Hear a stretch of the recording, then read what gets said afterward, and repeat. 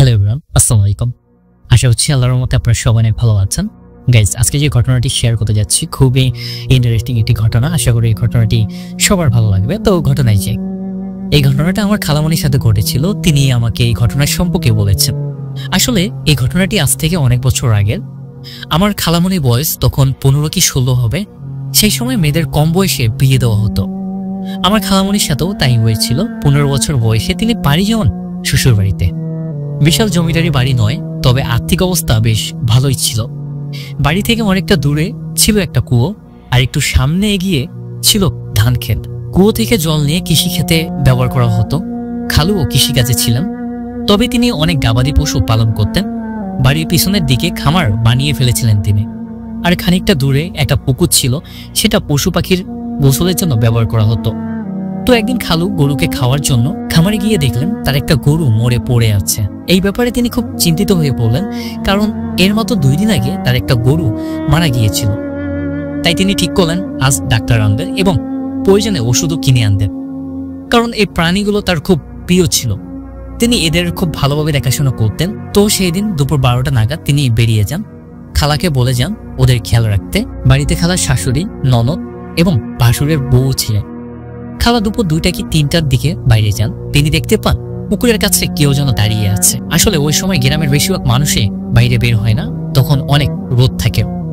কিন্তু খালা কেন জানি প্রাণীগুলো দেখতে ইচ্ছে হয়, তাই তিনি বাইরে বেরিয়ে আসেন। তিনি গিয়ে দেখতে পান, যা দেখলেন তা দেখে কোনো মানুষের পক্ষে স্বাভাবিক থাকা অসম্ভব। তিনি দেখলেন উলঙ্গ একজন, সারা শরীর কালো পশমে ঢাকা মানুষের মতো গঠন হলো, মুখটা কুকুরের মতো, হাতে লম্বা লাঠি দিয়ে মাটিতে বাড়ি দিতে দিতে শব্দ করছে। আর আশ্চর্যের বিষয়, জিনিসটার পা একটা। মুখ দেখে মনে হচ্ছিল কতটা ভয়ানক। মাথাটা বাঁকিয়ে জিভ বের করে হাঁটছে। খালা কেমন যেন অস্থির হয়ে পড়লেন। তার হৃদয়ের হৃৎপিণ্ড বন্ধ হয়ে যাওয়ার মতো অবস্থা। হঠাৎ তিনি দেখলেন ওই জিনিসটা লাঠি দিয়ে মাটিতে বাড়ি দিতে দিতে তার দিকে এগিয়ে যাচ্ছে। খালা ভাবলেন যা হবে দেখা যাবে। তিনি আল্লাহু আকবার বলে দৌড়াতে শুরু করলেন। তিনি শুনতে পেলেন সেই শব্দ এখনো তার কানে ভেসে যাচ্ছে খুব কাছ থেকে। প্রকৃতির ডাক যেন থেমে গেল, শুধু ওই শব্দটাই তার কানে আসছে। দৌড়াতে দৌড়াতে তিনি খুব ক্লান্ত হয়ে পড়লেন, তবুও যেন পথের শেষ নেই। কেমন যেন গোলক ধাঁধায় তিনি ঘুরছেন। হঠাৎ তার চুলের মুঠো কে যেন টেনে ধরল।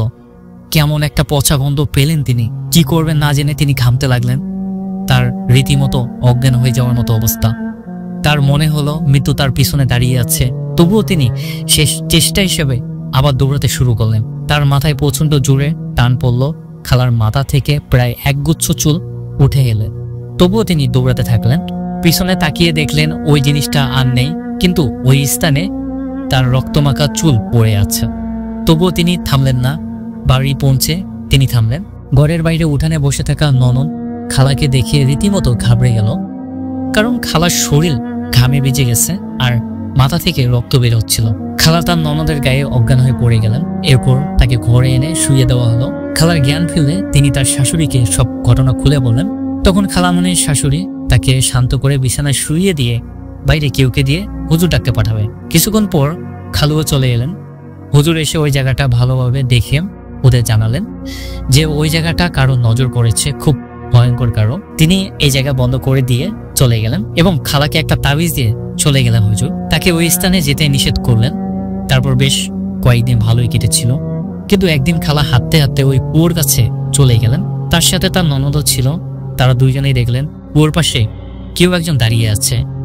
তারা হাঁটতে হাঁটতে কুয়োর একদম সামনে এগিয়ে দেখলেন ওখানে আর কেউই নেই। কুয়োর ভিতরে তাকালে তারা দেখতে পান কুয়োর ভিতরে একটা কুকুর মরে পড়ে আছে এবং কুয়োর ভিতরে কোনো পানি অবশিষ্ট নেই। কুকুরটা দেখে তাদের মনে হচ্ছিল যেন প্রায় 10 থেকে 20 দিন আগে কুকুরটি মারা গিয়েছিল। 10 থেকে 20 দিন আগে কুকুরটি মারা গেছে। কুয়োর ভিতরে এইসব জিনিস দেখে তার ননদ রমজান চাচাকে ডাকতে গেলেন। রমজান চাচা মানে খালার শ্বশুরের ভাই, অর্থাৎ চাচা শ্বশুর। তিনি কিছুটা সামনে এগিয়ে দাঁড়িয়েছিলেন। ননদ খালাকে ডাকতে বললেন। ননদ খালাকে বললেন চলে যেতে। তিনি এসে বলে দিবেন ওখানে আর দাঁড়ানো উচিত নয়। তাই খালা হাঁটতে হাঁটতে বাড়ির দিকে আসতে লাগলেন। কিন্তু তখন খালামণি শুনতে পেলেন কুকুরের মতো ডাক। পিছনে তাকিয়ে দেখলেন সেই অবয়ব দাঁড়িয়ে আছে। দেখে খালা কাঁদতে কাঁদতে আয়াতুল কুরসি পড়তে লাগলেন। তিনি ভাবলেন যাই হয়ে যাক না কেন তিনি আর পিছনে ফিরে তাকাবেন না। তখন তিনি শুনতে পেলেন তার ননদ মিম তাকে ডাকছে, ভয়ঙ্কর ভাবে ডাকছে। প্রথমে ভালোভাবে ডাকলো, তিনি না থামলে তিনি তুইটাকারি শুরু করলেন। খালামণি বুঝতে পারলেন যে এটা মিম নয়। তিনি হাঁটতে থাকলেন, তাড়াতাড়ি হাঁটতে গিয়ে তিনি পড়ে গেলেন। হঠাৎ মিম দৌড়াতে দৌড়াতে এসে তার হাত ধরে বাড়িতে নিয়ে গেলেন। এরপর আরো অনেকবার তিনি ওই জিনিসটা দেখেছেন, তবে এটা তার কোনো ক্ষতি করেনি। গাইস, এই বলে সিনহা ভাই তার ঘটনাটি শেষ করেছেন। সিনহা ভাইয়ের ঘটনাটি আপনাদের কেমন লাগলো অবশ্যই কমেন্টে জানাবেন। আর দেখা হচ্ছে নতুন আরেকটি ভিডিওতে। আল্লাহ হাফেজ।